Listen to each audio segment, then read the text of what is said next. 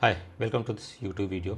और आज बात करते हैं कि फायर कैसे अचीव कर सकते हैं, और ये फायर आपके पर्सनल फिनांस से रिलेटेड होगा।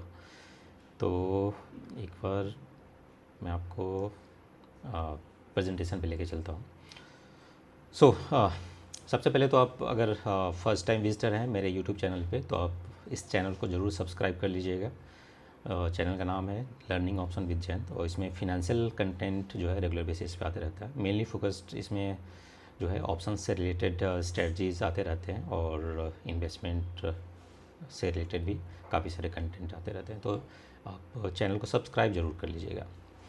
और ये मोरलेस पर्सनल फाइनेंस से रिलेटेड है कि आप अपने कैरियर में किस तरह से सेविंग और इन्वेस्टमेंट करके जो है रिटायरमेंट जो है अर्ली ले सकते हैं, और फिनेंशियली जो है फ्री हो सकते हैं। तो जैसा कि टर्म ये बता रहा है, fire that is financial independence retire early, मतलब कि आप नॉर्मल जो 60 या 58 ईयर्स का रिटायरमेंट एज है, उससे पहले अगर आप रिटायर होना चाह रहे हैं, फिनेंशियली फ्री होना चाह रहे हैं, तो उसको आप कैसे प्लान कर सकते हैं। नॉर्मल एक सैलरीड पर्सन के लिए आई थिंक ज़्यादा फोकस्ड होगा, क्योंकि मैं मोस्टली सैलरीड वे में ही वर्क किया हूँ। But even though business person भी आई थिंक इसको फॉलो कर सकते हैं। सो नॉर्मली इसमें जो फर्स्ट थिंग है, नॉर्मली आपको 50 to 70% का जो है आपके इनकम का जो है उसको इन्वेस्ट करना पड़ेगा। थोड़ा सा एग्रेसिव अप्रोच लेना पड़ेगा, तभी आप जो है रिटायरमेंट अर्ली कर सकते हैं। और इन्वेस्टमेंट इस तरह का होना चाहिए जो कि थोड़ा सा I think passive income generate करे, या फिर वो जो है ग्रो फास्ट करे। तो ये दो आई थिंक उसमें कॉन्सेप्ट रहता है, और इस तरह से जो आप रिटायर अर्ली कर सकते हैं और अपने लाइफ को थोड़ा सा फ्रीली लिव कर सकते हैं। तो अब नेक्स्ट थिंग है कि कितने तरह के फायर्स हैं, like lean fire, fat fire, barista, coast fire. और जैसे यहाँ पे एक्सप्लेनेशन है, like lean fire minimum expense जो आपका है, जैसे मान के चलते हैं आप 1-1.5 लाख रुपये कमा रहे हैं, और जो आपका एक्सपेंसेज है, जो एक्चुअल एक्सपेंसेज है मंथली का, वो मान के चलते हैं 50,000 का है। तो उस अमाउंट को आप पकड़ के चल सकते हैं, जो कि मिनिमम एक्सपेंस हो गया। लग्जरी थोड़ा सा फैट हो गया, लाइक 1.5-2 लाख कमा रहे हैं, तो उसी हिसाब से खर्चे आगे भी करना है, तो वो थोड़ा सा लग्जरी लाइफ का हो जाता है। Third one is Barista. That means कि आप फिनेंशियली फ्री होना चाह रहे, रिटायर भी होना चाह रहे, लेकिन थोड़ा बहुत आप काम करते रहना चाहेंगे, तो kind of part time work भी उसमें इंक्लूड हो जाता है। Fourth one is coast FIRE. Let the investment grow, मतलब कि इन्वेस्टमेंट ग्रो होते रहेगा, आप फ्री रहेंगे। दैट मीन्स कि आप सिर्फ उसमें मे बी जो भी आपका कॉर्पस होगा उसका 3-4% जो है एनुअली आप विड्रॉ कर लेंगे, मे बी SW प्लान वगैरह, या म्यूचुअल फंड में बहुत सारे उसमें उस तरह के स्कीम्स हैं उसके थ्रू। तो ये 3-4 तरह के ऑप्शन है। मैंने जो इसमें चूज़ किया था, ये दैट वाज समवेयर बिटवीन लीन और बरिस्ता, क्योंकि मैं ये नहीं चाह रहा था कि बिल्कुल बैठ जाऊँगा, बट ये था कि फिनेंशियली अगर मैं फ्री हो गया, जो कि मेरा जो ज़रूरी का खर्च है, उतना अगर मैं फिनेंशियल फ्री हो गया और उतना अगर पैसिव इनकम मेरे पास आता रहेगा, तो फिर मैं अपने हिसाब से लाइफ को जी सकूँगा, और मुझे जिन चीज़ों में इंटरेस्ट है वो मैं कर सकूँगा। तो इसलिए मैंने इन दोनों का मिक्स, आप कर सकते हो, चूज़ किया है। इसका नॉर्मल जो कैलकुलेशन है, लाइक आपका जो भी एनुअल एक्सपेंस है, मैं सिर्फ एक्सपेंस की बात कर रहा हूँ, जो मैंडेटरी एक्सपेंसेस है जो कि होते ही होते हैं, उसको आपको मल्टीप्लाई करना है 25 to 33 ईयर्स का तक के लिए। जैसे मिनिमम 25 ईयर्स, दैट मीन्स कि अगर आपको जैसे 50,000 का अगर एग्जांपल ले लें, अगर ज़रूरी खर्च है हर महीने का, तो एनुअली 6 लाख के आसपास हो जाता है, और 6 लाख को अगर आप मल्टीप्लाई करेंगे 25 ईयर से, तो वो 1.5 करोड़ के आसपास का कॉपस होता है। तो इस तरह से आप प्लान कर सकते हैं। अगर आप 25 ईयर्स का कॉन्सेप्ट लेके चले हैं, may be 33, somewhere between 25 to 33 year का आप एक रेंज ले सकते हैं, उससे मल्टीप्लाई कर सकते हैं। उतना आपको कॉपस जनरेट करना पड़ेगा आपके इन्वेस्टमेंट या सेविंग के थ्रू।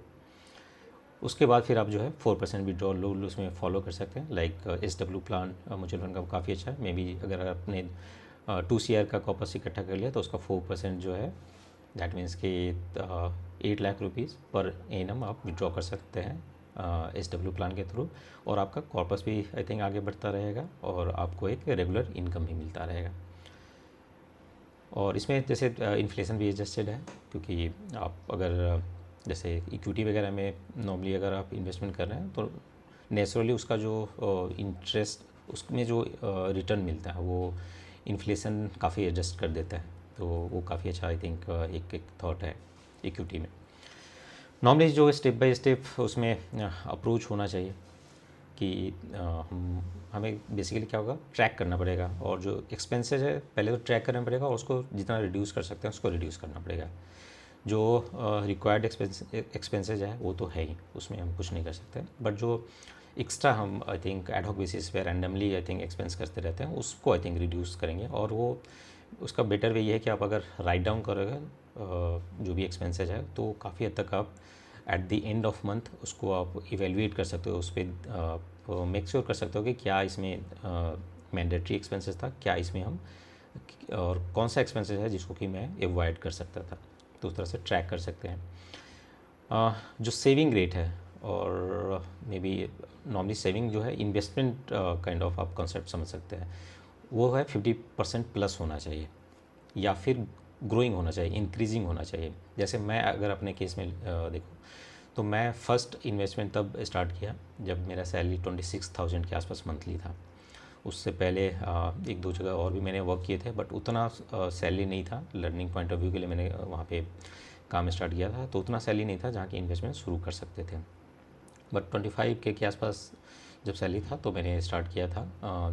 6 से 8 हज़ार के आसपास मैंने वहाँ से स्टार्ट किया था मंथली SIP करना। वो थिंक 2012-13 के आसपास मैंने ये स्टार्ट किया था।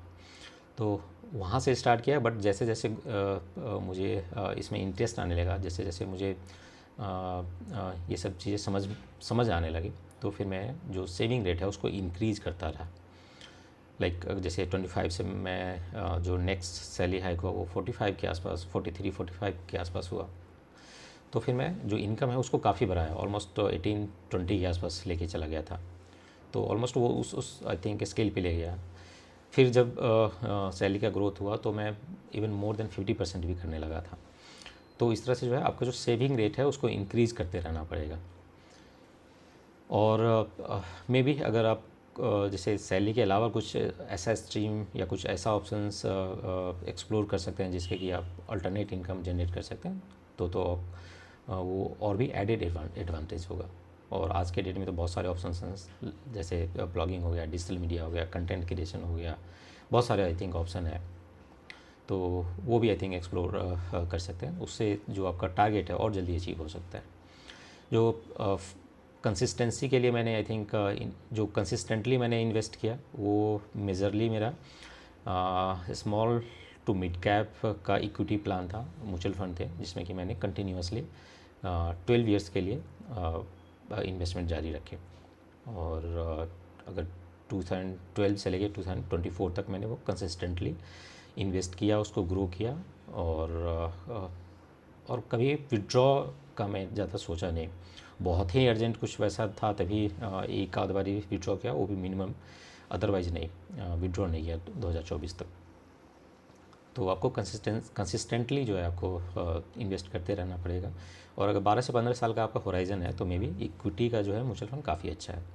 अगर आप अभी के टाइम के हिसाब से अगर मिड स्मॉल कैप में नहीं भी करना चाह रहे हैं तो मे बी फ्लेक्सी कैप से स्टार्ट कर सकते हैं, मिड कैप या फिर लार्ज कैप से स्टार्ट कर सकते हैं, बट स्टार्ट करना ज़्यादा ज़रूरी है। तब आपको थोड़ा सा इंटरेस्ट उसमें लगेगा, बाद बाकी चीज़ों के बारे में आपको नॉलेज होगा, और फिर जो है आप उस पाथ पे काफ़ी अच्छे से आगे बढ़ सकते हैं। और नॉर्मली जैसे जो भी इन्वेस्टमेंट है उसको ऑटोमेट लाइक SIP या फिर ऑटोमेटेड वे में करना ज़्यादा सही रहता है, क्योंकि आप एडहॉक बेसिस पे सोचेंगे कि मार्केट गिरेगा तब मैं इन्वेस्ट करूँगा, वो कभी आई थिंक आप टाइम नहीं कर पाएंगे परफेक्टली। तो ऑटोमेट कर देना, आई थिंक SIP कर देना और डाइवर्सिफाई कर देना। लेट्स से कि मेरे पास, अगर मैं अपना एग्जांपल दूँ, मेरे पास 5 इक्विटी का म्यूचुअल फंड था। इनिशियली 2-3 से स्टार्ट किया था, फिर बाद में मैंने इंक्रीज़ भी किया था। तो 5 आई थिंक म्यूचुअल फंड थे, जिसमें कि जैसे 1 या 2 स्मॉल कैप थे, 2 के आसपास मिड कैप थी और 1 लार्ज कैप थे। इस तरह से मैंने प्लान किया था 5 म्यूचुअल फंड में। तो इस तरह से जो है आपको ऑटोमेट करना पड़ेगा और डाइवर्सिफाई करना पड़ेगा। नॉर्मली जो मैंने अभी बताया, जैसे इक्विटी का म्यूचुअल फंड वो बेस्ट वे है, बट आज के डेट में और भी आई थिंक इंस्ट्रूमेंट हैं, उसको भी एक्सप्लोर कर सकते हैं। मैं अपने टाइम मैं जो इक्विटी के अलावा जो भी कर रहा था उसमें पीपीएफ भी था। पीपीएफ में भी मैंने थोड़े थोड़े मतलब पैसे इन्वेस्ट कर रहे थे। एनपीएस मैंने नहीं चूज़ किया। और पीपीएफ के अलावा जैसे वीपीएफ जो होता है वॉलंटरी प्रोविडेंट फंड, नॉर्मली जैसे मैं अगर लास्ट कंपनी का मैं एग्जांपल लूँ, गार्टनर में मैं जितना मेरा नॉर्मली पीएफ कटता था उतना ही कंट्रीब्यूशन मैं बीपीएफ का भी देता था। तो ऑलमोस्ट वो 3 सेगमेंट हो गया था, जैसे एम्प्लॉई का हो गया सेगमेंट, एम्प्लॉयर का हो गया, और उतना ही मैं वॉलंटरी पीएफ भी उसमें कंट्रीब्यूट करता था। तो भी कॉपस अच्छा इकट्ठा हो गया। तो वो उस तरह के ऑप्शंस को भी आप चूज़ कर सकते हैं। उसमें भी 8 से 9% का रिटर्न जनरेट हो जाता है, जो कि टैक्स फ्री होता है लॉन्गर पीरियड के लिए। तो भी एक्सप्लोर कर सकते हैं। इस तरह से जो भी डिफरेंट ऑप्शंस अवेलेबल हैं इंडिया में उसको एक्सप्लोर कर सकते हैं। इमरजेंसी फंड वो तो रखना ही रखना है। ये आई थिंक काफ़ी लोग इसको अवॉइड कर मतलब इग्नोर कर देते हैं, बट ये काफ़ी मैंडेटरी है। नॉर्मली आप इसको एफडी के फॉर्म में या फिर डेप्ट म्यूचुअल फंड के रूप में आपको रखना ही चाहिए। और मैं भी 6 मंथ का नहीं भी रखता था, लेकिन 3 to 4 मंथ का हमेशा रखता था। सो दैट कुछ भी अनसर्टेन होता है तो उस केस में आप उस फंड के थ्रू उस सिचुएशन को हैंडल कर सकते हैं। तो 4 to 6 मंथ का एटलीस्ट आई थिंक आप रखें तो ज़्यादा सही रहेगा। 6 मंथ आइडियल है, अगर 4 मंथ का भी रखते हैं तो that is good start. But start करना ज़्यादा ज़रूरी है। जैसा कि मैं कहता हूँ कि स्टार्ट आप करोगे तो उस पर प्रोग्रेस होगा और आप उसको फॉलोअप कर सकते हो, उस पर आप आगे बढ़ सकते हो। तो इस तरह से वो आप डाइवर्सिफाई कर सकते हैं मल्टीपल असेट क्लासेज में। आज के डेट में लाइक क्रिप्टोज भी है, तो उन सब ऑप्शंस को भी एक्सप्लोर कर सकते हैं, मे बी विथ छोटा अमाउंट के साथ, क्योंकि हाई रिस्क है। अभी बहुत ज़्यादा उस पर क्लैरिटी नहीं है, रेगुलेटरी बॉडी अभी तक नहीं बनी है किसी भी कंट्री में, तो छोटे अमाउंट से उसमें स्टार्ट कर सकते हैं।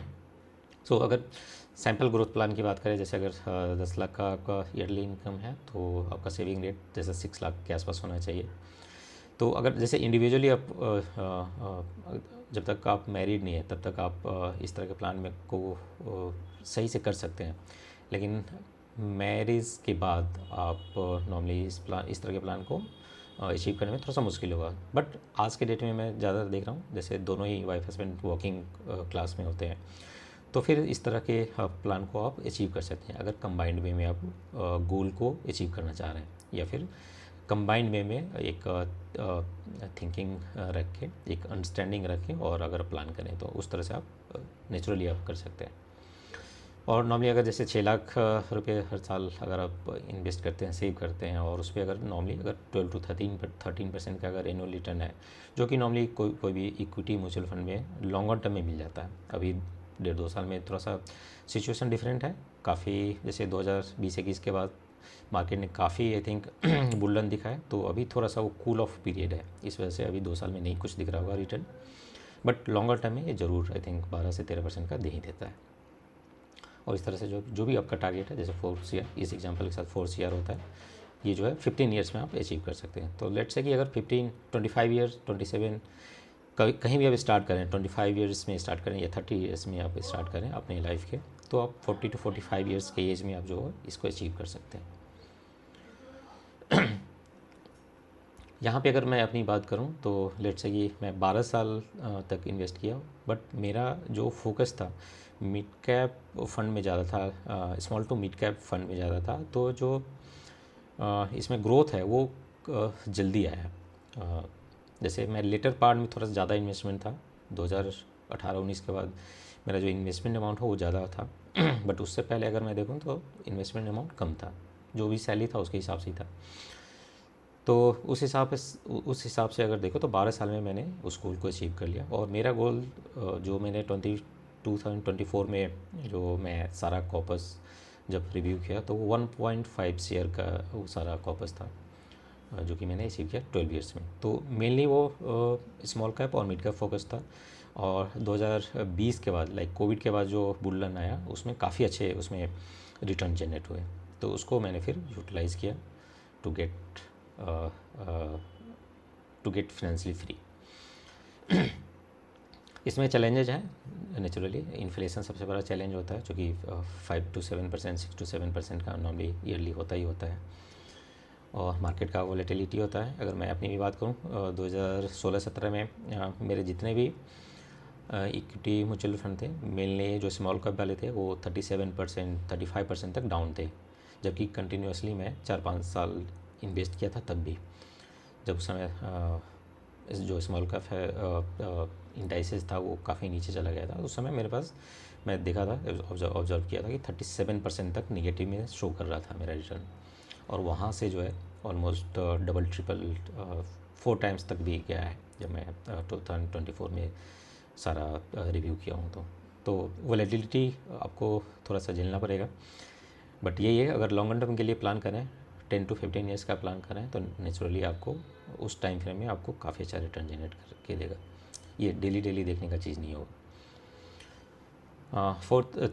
Third thing is lifestyle inflation. जो भी आपका लिविंग कॉस्ट है वो ग्रो करता रहेगा, तो उसको भी आपको चैलेंज में रखना पड़ेगा। फैमिली रिस्पॉन्सिबिलिटीज़ बढ़ते रहेंगी जैसे जैसे जैसे ग्रोथ होता है फैमिली का। लाइक आप इंडिविजुअल हैं, फिर मैरिज होता है, उसके बाद चाइल्ड होता है, तो नेचुरली जैसे चाइल्ड एक्सपेंस हो गया, बाल की एक्सपेंसेस हो गया, होम एक्सपेंसेस बढ़ते हैं, तो वो सब जो है चैलेंजेस हैं।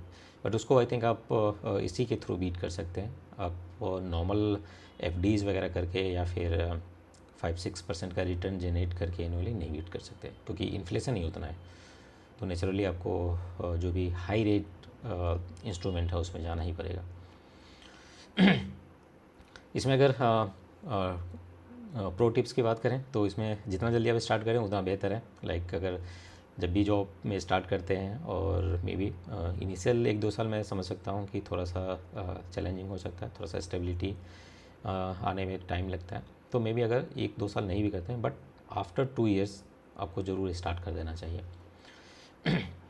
तो जितना जल्दी स्टार्ट करेंगे उतना ज़्यादा अच्छा होगा। अगर आपने अच्छा एजुकेशन अचीव किया है और इनिशियल फेज से ही अगर सैलरी सही है आपका, तो आप फर्स्ट ईयर से ही ये स्टार्ट कर सकते हैं, वो ज़्यादा सही है। और सेकेंड थिंग इज़ कंसिस्टेंसी। ये उतना ही बड़ा आई थिंक पॉइंट है। अगर कंसिस्टेंटली नहीं आप इन्वेस्ट करते रहेंगे और सेव करते रहेंगे, तो फिर ये गोल अचीव करना इम्पॉसिबल सा आई थिंक टास्क होगा। तो कंसिस्टेंसी बहुत ज़रूरी है। अब कैसा भी सिचुएशन आएगा, जो लॉन्ग टर्म इन्वेस्टमेंट है वो लॉन्ग टर्म ही रहने देना चाहिए। मे बी इसके लिए आप जैसे जो भी इमरजेंसी काइंड ऑफ मैनेजमेंट है उसको आप बेहतर तरीके से डील कर सकते हैं। लाइक जैसे इमरजेंसी फ़ंड रख के, हेल्थ इंश्योरेंस लेके और लाइफ इंश्योरेंस लेके, इन सब चीज़ों को लेके आप जो है इन सब चीज़ों को अपने इन्वेस्टमेंट में जो है कंसिस्टेंसी मेंटेन कर सकते हैं। नॉर्मली लोग इसलिए इनकंसिस्टेंट हो जाता है कि आपका एडहॉक कुछ खर्चे आ गए, मे बी आपके चाइल्ड के एजुकेशन के लिए, हेल्थ केयर से रिलेटेड बड़े खर्चे आ गए। तो अगर आपने इसको प्लान नहीं किया तो नेचुरली आपको कंसिस्टेंसी नहीं मिलेगा आपके इन्वेस्टमेंट में। तो उसके थ्रू आप उसको हैंडल कर सकते हैं। Avoid unnecessary expenses. Same thing जो मैं बात कर रहा था, आपको अननेसेसरी एक्सपेंसेस हटाने पड़ेंगे। जो सिप है उसको regularly I think yearly increase करते रहना आई थिंक ज़्यादा सही है। मैं जैसे